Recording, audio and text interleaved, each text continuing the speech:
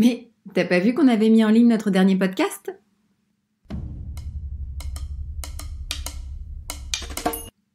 Les podcasts Fun Fact qui parlent des bébés, mais pas que. On se retrouve dans un nouvel épisode pour parler des bébés et de la vue. Sujet très vaste avec beaucoup de choses à dire sur les yeux, les clignements et les yeux aussi. Déjà, pour commencer, on le sait, mais un nouveau-né ne voit pas bien. À la naissance, la vue des bébés est très limitée. Les pauvres petits ne peuvent voir qu'à une distance de 20 cm et ne perçoivent pas bien les reliefs. En plus de ça, ils ne voient que les personnes ou les objets qui sont à 30 cm d'eux. Vive les câlins avec bébé donc. Il faut savoir que ça nécessite un effort colossal pour eux. Ça exige un haut degré de coordination et de force musculaire. Et pour réussir à faire ça, il faut s'entraîner. Toi, tu fais du pilates un mardi sur 2.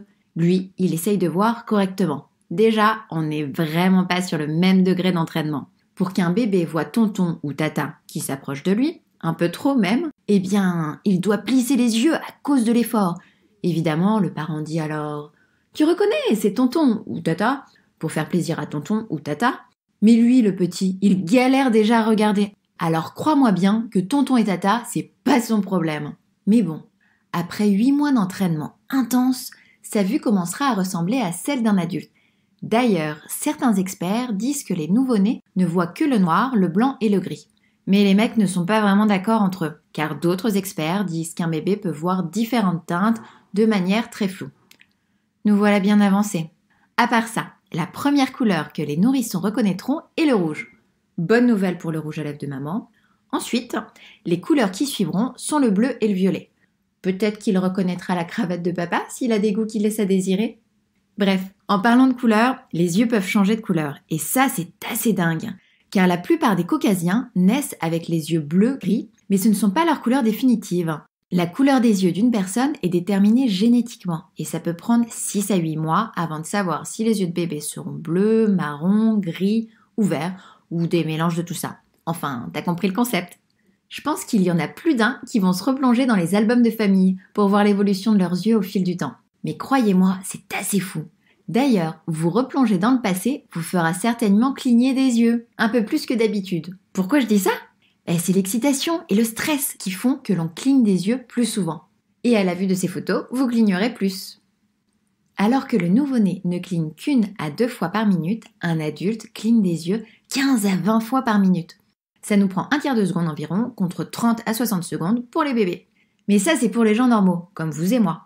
Si vous étiez marin chinois, donc pas comme vous et moi, vous détiendriez alors le record de l'écart le plus long entre 2 clignements d'yeux. C'est-à-dire 57 minutes et 24 secondes, le record du monde. Clairement, on est sur une performance. Le mec a même été surnommé Starring King, le roi qui fixe du regard. Il est technicien balistique dans la marine chinoise et s'est entraîné dur comme fer pour battre le précédent record détenu par un Australien, Fergal Fleming, qui a fait 40 minutes et 49 secondes. Bien entendu, ce sont des experts entraînés et reconnus. Ne reproduisez pas ça chez vous. Peut-être, en revanche, que vous pourriez vous entraîner à battre d'autres records, comme le clignement d'yeux le plus rapide. Qui sait, ça doit exister comme record.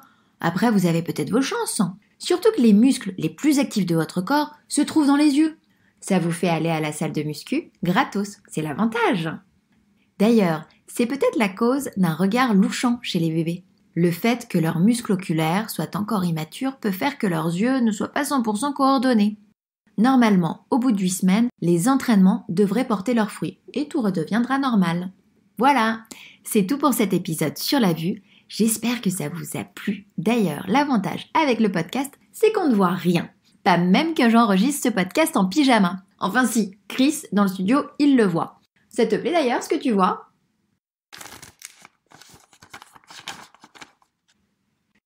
D'ailleurs, Chris, tu savais que si on comparait l'œil à un appareil photo, notre vue serait équivalente à 576 mégapixels.